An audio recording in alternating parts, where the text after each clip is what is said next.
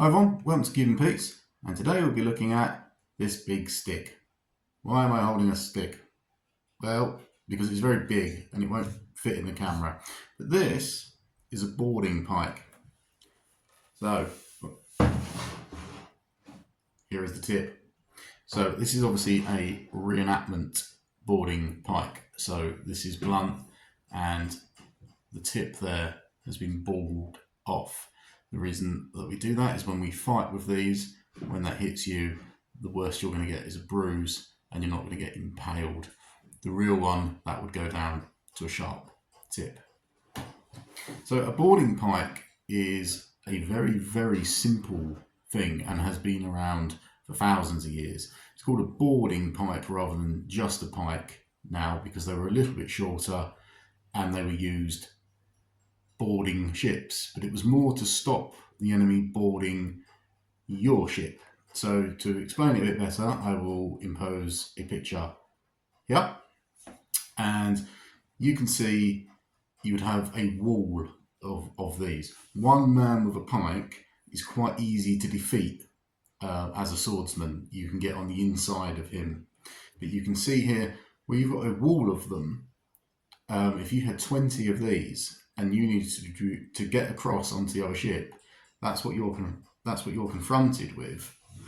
That is an opposing thing that's going to make you think twice about just jumping in. It in itself is a huge threat and defence of the ship. We'll ignore the fact the fellow there is wearing a watch, historically accurate. Anyway, so as I was saying, one pikeman is pretty doomed. You can get on the inside of him with a sword and take him down. You can grab the pike and there's nothing he can do. But a wall of them is an imposing force to get round. And if you get close to one, the others can get you. It's very tricky to get round a team, I don't know, of pikemen. So it basically consists of a long pole, normally made of hardwood, some sort of ash, would be the most readily available sort of wood. Then you have the steel tip connected with nails through and a leather wrap. You don't want any tassels or any embellishments, any flamboyantry at all attached to it, because anything on this could get snagged on someone's sword, could get snagged in rigging, and you need to be able to get the sword, get the pike back without it being trapped on anything.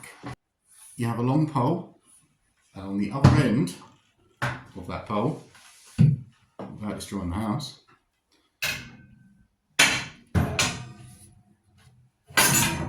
sorry wife, right, you have one of these, which is a butt cap.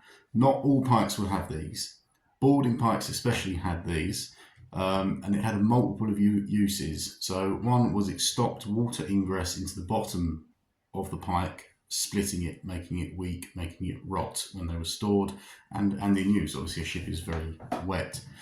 So you'd have this on the bottom to stop that. It's also a weapon in itself. You can turn the pike round. If your pike gets snapped, even if it doesn't, you can spin it. You've got a secondary weapon.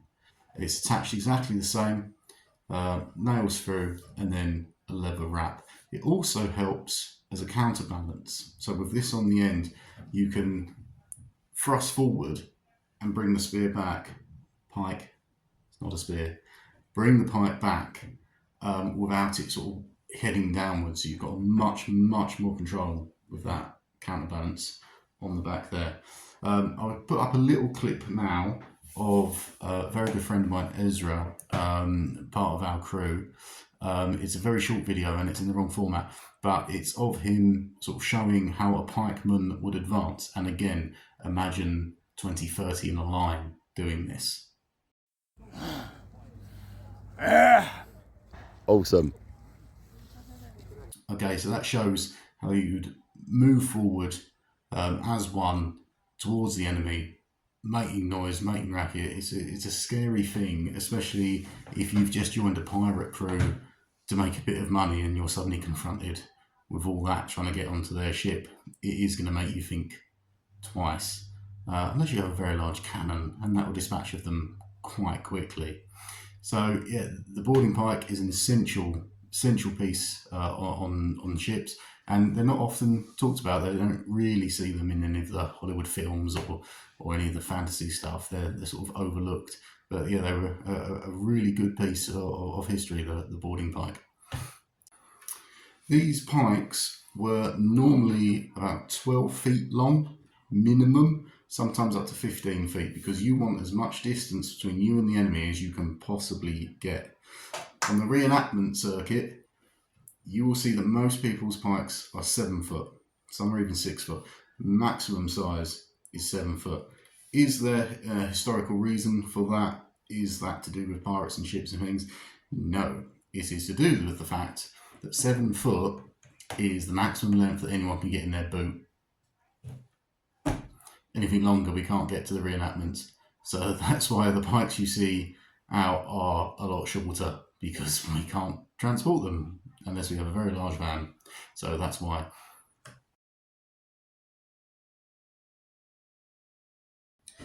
If you've enjoyed this video and the other videos on the channel, give us a like, give me a subscribe. Really appreciate it. It helps me grow the channel, helps me get more interesting things to show you guys, and we can all learn together what it was to be a 17th century pirate.